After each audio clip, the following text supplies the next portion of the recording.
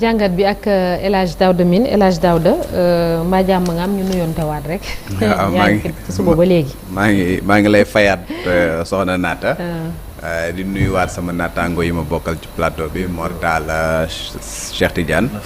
di nuyuwaat téléspectateur yu TFM. di am yaakaar que ni lépp lu nga xam dañ ko fi wax na jëriñ askan wi. incha allah alors El Hadj Daouda tey dañuy waxtaanee ci li ñenn ñi jàppee ay délit de presse wala sax ay dérapage ci liggéey bi nga xam ne moom la ñu seq ñun ñi taskatu xibaar yi. ak lan moo leen war a sam prétexte bi mooy. suñu ñaari naataangoo semaine bële wee suñuy ay directeur publication ay quotidien yoo xam ne dañ leen a convoqué ci ay articles yu ñu ci ay articles yoo xam ne seen élément dañ koo bind mais comme on le sait directeur de publication ñoom ñooy engagé wu. donc ñoom la ñu woolu ginnaaw bañ leen dégloo ñu bàyyi leen ñu dem ba tax ñuy taxaw tey ji laaj naan lan mooy sàmm taskatu xibaar yi ci seen liggéey fii ci réew mi. waaw jërëjëf soxna Naata bon dañoo am habitude ci abus de langage wax ni diffamation ak diffusion de fausses nouvelles ay délit de presse lañ dañ am habitude comme ni ma ko waxee ci abus de langage mais en réalité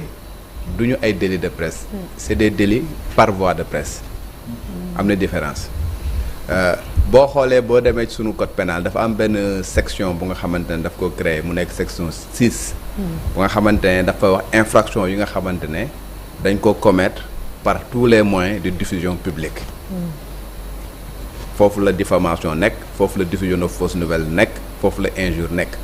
te boo xoolee ci article 248 bu code pénal daf la définiral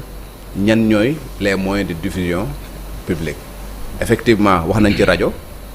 wax nañ ci télévision wax nañ ci presse muy presse écrite ak presse en ligne mais yemul foofu cinéma ci la bokk affichage ci la bokk exposition ci la bokk distribution de flyers ak ay tracts et consorts ci la bokk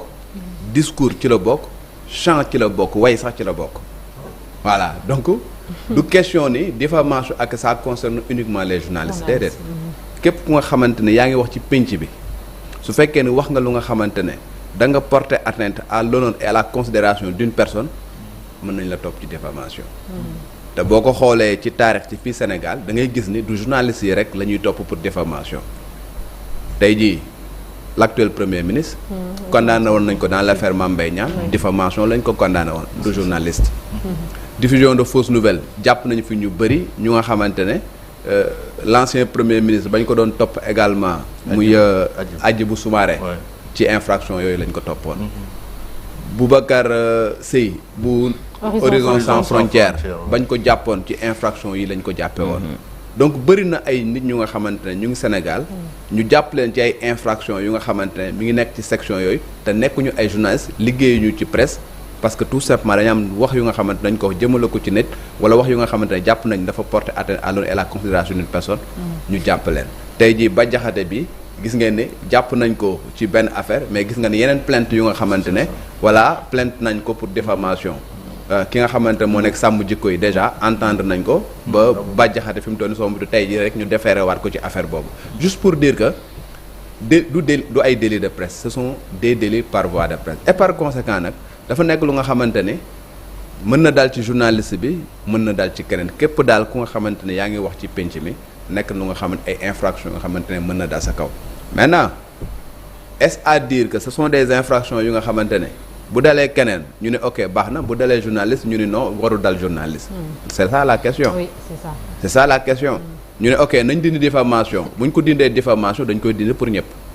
mais mënuñu ne dañuy bàyyi diffamation ak diffusion de fausses nouvelles ci suñu ay textes mais ñu ni bu fekkee ni keneen la nga nekk policier nga nekk gendarme nga nekk homme politique xam nga nekk militaire nga nekk juge wala nga nekk keneen day dal sa kaw mais bu dalee journaliste bi ñu ne déedéet warul dal journaliste parce que journaliste bi dañu war a dépénaliser délits yooyu nga xam ne dañu ko considéré ay délits de presse c'est ça la question et man je me dis que nag wax dëgg yàlla une loi c'est une loi impersonnelle une loi nag dafay nekk lu nga xamante ne dafay appliquer wu à tout le monde dans un état dafa am ay lois yu nga xamante ne dafay appliquer wu ci ñëpp ñu nga xamante ay sénégalais lañ y compris nous les journalistes maintenant nag il y va de notre responsabilité parce que ñun bu fekkee ne ñun ñoo gën a exposé wu certes parce que ñun dañu nekk ñu nga xamante ne lépp lu nga xamante ne ñu ngi koy def diffusion publique lay doon et à partir de ce moment là dañuy manipuler une matière bu nga xamante ne matière bu sensible la foofu nag la ñu war a convoquer suñu responsabilité ci doxalin bi nga xamante dañ ko war a doxalee ka nga xamante ne dafa nekk di liggéey ci ay bombe et consort da koy manipuler avec précaution ka nga xamante ne dafay liggéey ci ammoniac et consort da koy manipuler avec précaution jël li nga xamante mooy jumtukaay yi war pour que du exploser ci boppam journaliste ba nga xamante ne dafay liggéey également ci information mu nekk lu sensible bu nga xamante ne mën na ci defar comme mën na ci yàq da ko war a liggéey également avec précaution mais que ëllëg bu fekkee ne am na lenn lu nga xamante ne da ci am en tant que comme njombe et consort que mu war a mën a faire face à ses responsabilités également assumer ko entièrement man mooy li nga xamante ne ci sama xel mu gàtt noonu la war a doxee. mais su ñu ñëwee par exemple ci ñaari journalistes yi nga xamee ni dañ leen convoqué. daf ci am koo xamee ni daanaka information jàmbur la jël def ko ci unam. am keneen koo xam ne dafa joxe benn information boo xamee ni ci benn général de l'armée le concerné. Est-ce que loolu noonu on peut mettre en doute par exemple si on prend le journaliste du quotidien on peut mettre en doute nan lañ koy waxeeti sax sa responsabilité par rapport à ce genre d'information maanaam joxe information boo xam ne ça concerne un général de l'armée est-ce que loolu jar na quand même convoquer nit ca division des investigations criminelles. waaw foofu aussi xam nga dama laa wax code pénal sànq ñun journaliste dañu am code bu ñu régir. code de la presse mooy le code de la presse. te boo jëlee code de la presse ci article yu njëkk yëpp droit et devoir du journaliste lay wax droit et devoir du journaliste boo demee précisément ci article 13 bu code de la presse daf la wax ne journaliste bi warul joxe information bu nga xamante ne xamul origine bi. xamul benn source. xamul origine bi xam nga mën nga ne da nga joxe information bu nga xamante ne. presse sangam moom moo ko joxe man dama ko reprendre rek mais est-ce que xam nga origine ba fa nga xamante ne fa la taataane information boobu xamuloo ko à partir du moment aw xamuloo ko waruloo ko joxe article 13 du code de la presse beneen bi également même bu fekkee ne jox nañ la information comme ni nga waxee le général bu ñu la joxee information bu nga xamante ne yow amuloo confirmation boobu yow sa bopp waroo koo joxe article 13 laa lay citer noonu bu code de la presse bi nga xamante ne moom moo ñu régir. Il suffit pas tout simplement de voir une information bu nga xamante ne que la jox na ko nga ñëw rek nga ne de façon information bi fële naa laa koy wax sa l'observateur laa ko jële wala fële laa ko jële et consort ça ne suffit pas loolu yëpp début de piste la parce que ñun ñëpp suñu liggéey bi nga xamante mooy régir journaliste bi triptyque la collecte traitement diffusion ak foo mën di jëlee information début de piste la du la dédouaner ci vérification bi nga xamante ne da nga koo war def xam nga pour véracité information avant que nga koy bàcc sur la place publique loolu noonu mooy le sens de la responsabilité bi nga xamante ne dañ koo am consacré par li nga xamante ne moom mooy le code pénal mais consacré également par le texte bi nga xam moo ñuy régir ñun journalistes le code de la presse encore une fois c'est un code qui régit exclusivement les journalistes foofu nag am nañ fa ay devoirs am nañ fa ay droits yooyu nga xamante ne chaque fois da ngay dégg ñu ne le journaliste ne révèle pas ses sources loolu ñun sunu droit la sunu sañ-sañ la code de la presse moom moo ñu ko permettre mais foofu également dañuy wax ni lépp lu nga xam ne dañ koy def dañ ko war def avec responsabilité te responsabilité boobu nag dafa am nu ñu la ko expliquer ci ay articles yu bëri que ni nga war a doxale waroo déformer les faits xam nga warloo ku nga xamante ne da ngay def diffamation waroo dugg ci vie privée jàmbur waroo publier li nga xam ne dañ ko considérer secret défense xam nga waroo même yenn lieux yi yu nga xamante ne da nga fa war a dugg bala nga faa dugg da ngay am autorisation avant nga fay dugg je peux donner par exemple l'exemple des domaines militaires même ñun suñu code nee nañu pour que nga dugg fa il faut impérativement nga am autorisation tey palais mënoo xëy ne rek nga ñëw dugg palais parce que le palais est considéré comme un domaine militaire bala nga faa dugg da ngay am autorisation wala ñu invité la nga dugg fa nga ñëw rek par exemple dugg ci benn caserne militaire de gendarmerie de police ou bien nangam ak commencé photo wala nga ne da ngay def sama liggéey la loi le code de la presse te dit que il faut nga am une autorisation préalable à la nga fay def li ngay wax ni Daouda pour en revenir au contexte sénégalais mooy on reste sur des principes parce que li ngay wax nii il y a des mois de cela suñu jëlee opinion publique bi am na ñoo xamee ni dañ ko am ñu ko nanguloon tey jii am ñu ko def ña leen ko nanguloon tey jii di leen ko bañal te pourtant même jàngat bi def nga ko fi il y a de cela 5-6 mois et tu as dit bien redit la même chose oui en fait les principes ne changent pas les principes ne changent pas xam nga comme li nga waxee bañ fi jàppee Pape Alé Niang j'avais dit la même chose bon xaj na peut-être am na ñenn ñu nga xam ne les gens disaient que pourquoi sa confrère soutenir ak ay consorts mais man je reste droit je reste sur le principe. Ça n'a rien à voir avec le soutien. man Pape Alé Niang ba ñuy def marche man marché naa jël naa t-shirt marché naa en tant que journaliste défendre ko pour que ñu nang ma mais les principes restent les principes ñun ñëpp nous sommes des journalistes nous poursuivons une mission de service public nekk luñ fi ma Samba nekk luñ fi ma Demba même ñun journaliste en tant que responsable bu fekkee ne dañoo jàdd koñ ok nañu wax ne nit ñi jàdd nga koñ mais boo koy défendre nga défendre ko man sama mbokk tey bu amee tolof tolof justice dama koy jàppale ça veut pas dire que damay épouser la nga xamante ne daf koo def am naa ay mbokk yu nga xamante ne def nañ ay naka su ñu jël leen yóbbu leen rëbës dama leen doon yóbbul añ rëbës xam nga dama doon def le tout pour jàppale leen loolu mooy sama warugar en tant que nit ak nit mais ça veut pas dire que ni la nga xamante ne dañ koo def dama koo excuser et ba ñu génnee également bu ma leen war a yedd naa leen yedd ne leen lii bu leen ko defetee de la même manière nous journalistes également il va falloir que ñu xam lan lañ bëgg man dans ma propre famille j'ai un petit frère qui est militaire j'ai un petit frère qui est sapeur-pompier j'ai un petit frère qui est menuisier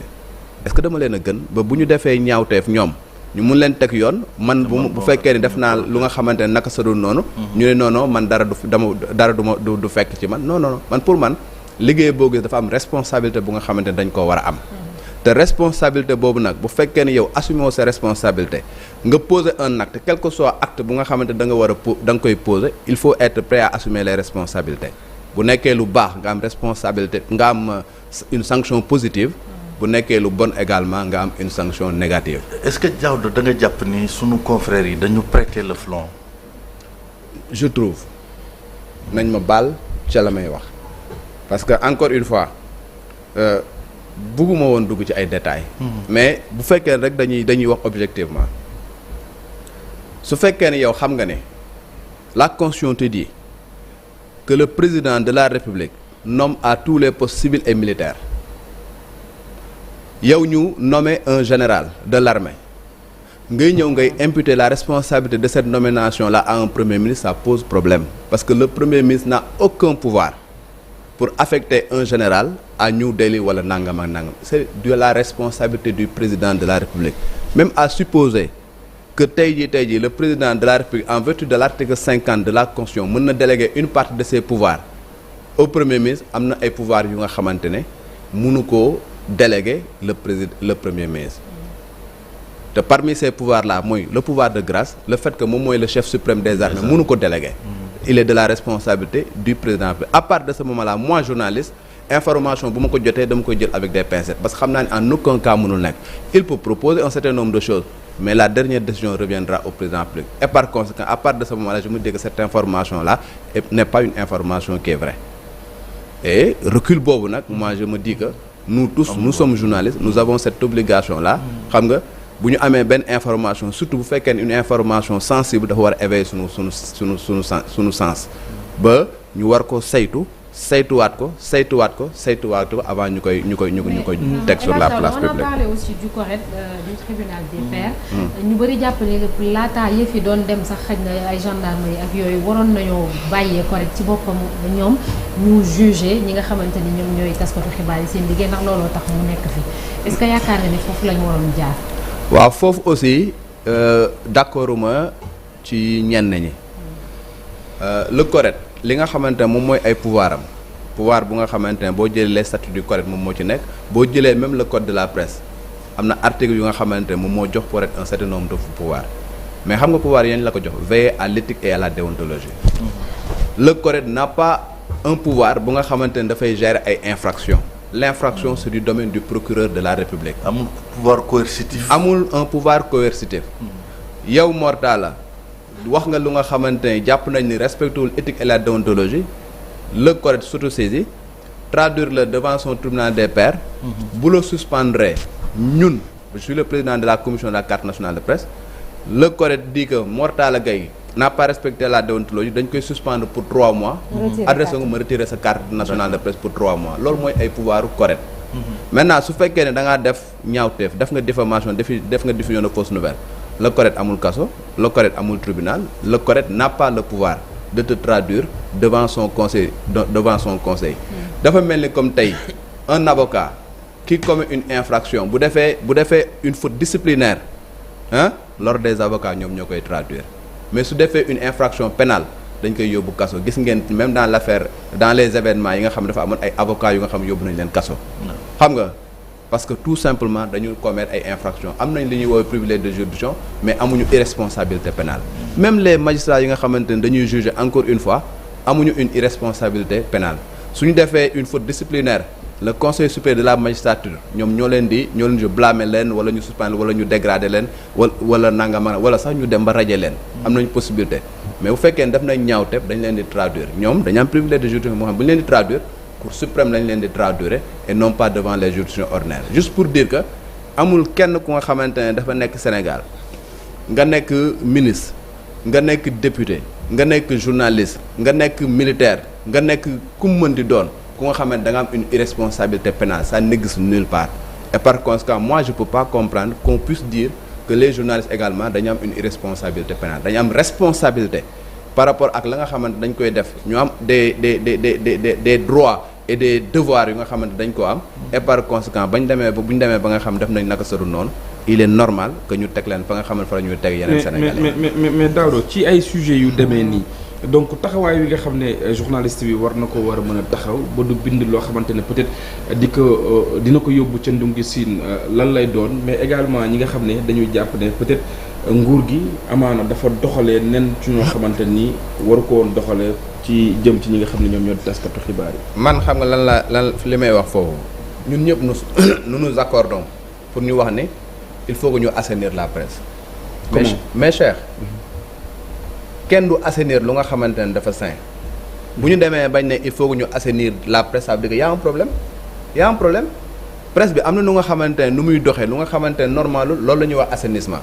maintenant nous tous nous étions dans le processus on avait un ancien code de la presse qui était là bi nga xamante ne moom moo indi tous ces pëccxoo là en 2017 on a voté un nouveau code de la presse le nouveau code de la presse a mis un certain nombre de mécanismes yu nga xamante ne war nañ jàpp nañ ne bu ñu ci jaaree dinañu mën a arriver à cet assainissement de la presse benn bi ci commencé moom mooy la commission de la carte nationale de presse que j'ai l'honneur de diriger bu nga xamante ne dañ ne maintenant il faut que ñu xam kan mooy journaliste ak kan moo nekkul journaliste mu am des critères yu nga xamante ne le code de la presse moom moo ko tëral ñoo ne pour que nga nekk journaliste il faut lii il faut lii il faut lee maintenant les cartes maison que RFM joxe cartam TFM joxe cartam Soleil joxe cartam APS joxe cartam Seneweb joxe cartam loolu amatul léegi y a une carte nationale de presse moom moo am et que l'article 22 du code de la presse dit que seuls les titulaires d'une carte nationale de presse peuvent se prévaloir de la qualité de journaliste et de technicien des médias loolu noonu mu ngi fi mais jëfewuñ ko application bi bokk sooxe na sur un certain nombre de choses loolu bu ñu ko sooxe woon bu ñu ko defoon la commission de la carte nationale de presse dox son rôle convenablement correct bi nga xamante ne jox nañ ko ay pouvoir pour que mu veille au respect de l'éthique et de la déontologie dox liggéeyam convenablement le CNRA bi nga xamante ne moom moo fi nekk di veiller à ce que programme de télévision et de rajo yi dox li nga xamante ne moom la war a dox ñu créé waat benn organe bu nga xam ñun proposé nañ ko mu nekk la ARCA bi nga xamante ne moom mooy saytu la presse parce que tey ji amul benn organe bi nga xamante ne moom mooy saytu presse écrite ak presse en ligne amul rajo ak télé kese moo am rajo ak télévision rek moo fi am CNRA mais organe boobu propose y a même les projets de loi yu nga xamante ne déposé nañ ko ba tey jii kenn voté wu ko loolu noonu bu fekkoon ne tey nee nañ ok am na organe bi nga xamante ne moom mooy saytu rajo yi ak télévision yi veiller à ce que seen programme nekk en adéquation avec li askan bi bëgg veiller à ce que seen cahier de charge ñu respecté ko acteurs yi nga xamante ñoom ñoo fi nekk muy journaliste ak technicien des médias bu ñu defee naka su dul noonu correct mën a ñëw taxaw tam tegaat leen ci yoon à partir de ce moment là dinañ am une presse plus responsable et par conséquent bu boobaa dérive yi nga xamante ne ñu ngi koy wax du am et que procureur du am bu boobaa la nga xamante ne daf koy lijjanti si la presse se met à faire son travail de la manière la plus responsable procureur du am yoon ci presse bi na muy liggéeyee mais su fekkee ne ñun ñi dañu nekk ñu nga xamante ne ok ku jóg wax lu la neex def lu la neex te dara du la ca fekk mais penc mi bu boobaa voilà bu fekkee ne ñun tey jii demoon nañ sax ba ñu am loolu ñuy woowee dépénalisation dans ce contexte là tu vas voir des journalistes yi nga xamante ne kii vont mener des combats yu nga xamante ne bon d'autres personnes je veux dire qui vont mener des combats par presse interposée nit dina ñëw xam ni yow am nga irresponsabilité pénale loo mën di def xam nga kenn du la ci topp mu yëkkati xaalis jox la nga waxal ko loo xamante ne moom bu ko waxee ñu tëj ko tout à fait est-ce que loolu war nañ ko permettre non à mon avis dama yàlla nañ ma baal ci li may wax mais bon dëgg neex yàlla. mais oui, vas-y sans compter aussi ci biir journaliste yi tamit ci boppam El Hadj Daouda y a des gens yoo xam ne dañuy pardonner ay dérives yoo xamante ne duñ ko pardonner ñeneen ñi selon le bord où l'on se situe alors qu'encore une fois ce n'est pas le travail du journalisme impartialité moom moo war a nekk règle bi mais gis nañ ni loolu ci boppam daanaka moo fi amatul des journalistes qui tirent sur d'autres journalistes parce que tout simplement xëy na yaa ngi def journalisme partisan pour tel ou tel autre parti keneen ki tamit même chose. waaw mais gis nga li nga wax noonu moom moo am même au sein de notre corporation waxoon naa ko fii des fois y a une fumisterie bu nga xamante ne doo comprendre. oui bu mag sax. voilà il est arrivé des moments yu nga xamante ne ñun ñi au niveau du groupe Futurs Médias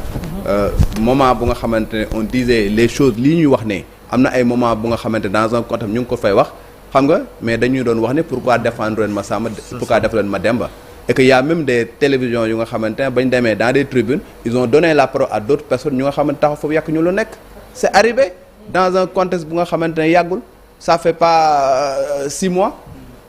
est-ce qu'on n'était pas de bons journalistes on était ostracisés à un moment donné et ña ko doon def mooy lan c'est des confrères comme nous te la ñu waxoon démb man boog la ma waxoon démb moom laay wax tey moi je suis voilà dans les associations de presse maa nga ca kenn mënu ma caa génne je dirige la commission nationale de la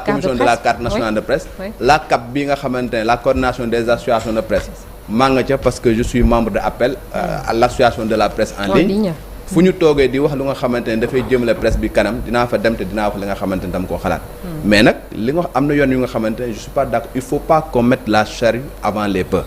il y a des problèmes yu nga xamante ne au niveau interne il faut qu'on les règle. Absolument. On a fait les assises des médias wax nañ def nañ un ndëpp bind nañ lu nga xamante am na ay propositions yu nga xamante ne def nañ ko jëmmalaguñ ko aujourd'hui parce que c'est des ñu ngi nekk ci rédaction du rapport final war ko jël jébbal ko les autorités pour que ñu jëfe ko loolu yeggaguñ fa tant que yeggaguñu foofu nag am na yenn yu nga xamante ne c'est un vœu pieux dépénalisation des délits de presse mais il y a des préalables pays yi nga xamante ne dañ koo am que mu nekk ay français et consorts xam nga dafa am lu nga xamante ne dañ ko am ci évolution des mentalités évolution des pratiques am responsabilité bu nga xam dañ koy def dans la pratique journalistique avant que ñuy arriver à ça il faut que nag ñun également cheminement boobu ñu def ko ba mu arriver à terme ñu doog a yegg foofu mais pour man il est trop tôt pour que ñu yegg foofu parce que encore une fois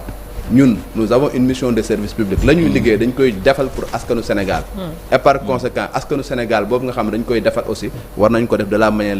ni mu gën a selle et que bu ñu defee naka saru noonu également qu'on assume nos responsabilités. Absolument. Encore une fois. Naata pour terminer xam naa parce que xam nga Daouda pour man affaire bi ça pose également en toile de fond affaire code de la presse bi maanaam cahier de charge bi au sein des groupes de presse parce que da ngay gis par exemple ñu tëral ci code de la presse bi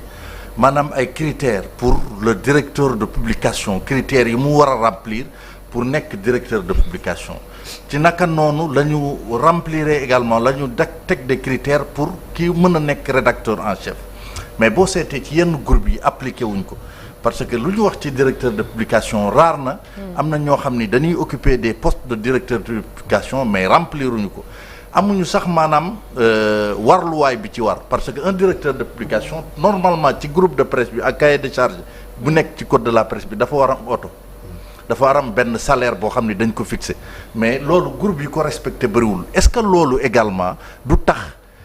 dérive yu mel nii tey am na suba aussi on peut s'attendre à d'autres dérives parce que ñi war a yore les postes là xëy na yoruñu ko amuñu le profil qu'il faut mais Mor li nga wax noonu c'est écrit noir sur blanc ci code de la presse tey jii bu ñu jëfe woon code de la presse de la manière la plus rigoureuse possible bëri na journalistes yu nga xamante nañ toog fi di yuuxu du dëgg et pourtant c'est la loi kon ni ñu ko waxee noonu le code de la presse dafa bind noir sur blanc pour être un directeur de publication il faut capitaliser 10 ans d'expérience. C'est ça. 10 ans d'expérience pour être un rédacteur en chef il faut capitaliser 7 ans d'expérience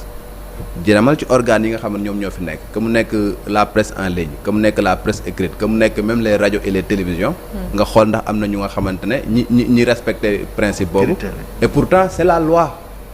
c'est la loi bu ñu ko appliqué woon tey voilà ñu def ay émissions ñu ni non ça c'est pas normal ça c'est pas normal ça c'est pas normal alors que c'est la loi dura lex sed lex la loi est dure mais c'est la loi donc vraiment su fekkee ne réellement dañ ne ok dañu bëgg def suñu liggéey mu ñoŋ comme nu mu waree il faut que également ñun aussi que ñu bàyyi affaire ces histoires de masla ñu bàyyi ces histoires de corporatisme yu nga xamante ne teguwul fenn. xam nga ñu ne dañuy assainir sunu presse ñu jël li nga xamante ne moom moo war ñu am une presse saine et une presse responsable.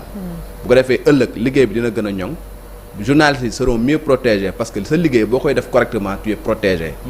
ku la xarab tey également suba day xamante ne la nga waxoon démb mooy li nga wax tey. te dëgg mooy mujj ala kulli àllin. mën nga wax tey ñu ŋàññi la mën nga wax tey ñu saaga la. mais sois droit dans tes bottes et fais ce que tu as à faire. ci cëppaandaw ga yàlla xam na ne. dëgg dina feeñ te dañ xamante ne la nga waxoon démb mooy li nga xamante moom mooy dëgg man pour man loolu mooy le débat et loolu mooy li nga xamante ne loolu la ñu war def et au bénéfice de la population sénégalaise. incha allah merci beaucoup merci El Hadj Daouda Mine ci jàngat bi léegi dañuy jàll ci ponk bu mujj muy suñu gan ñu dalal ko.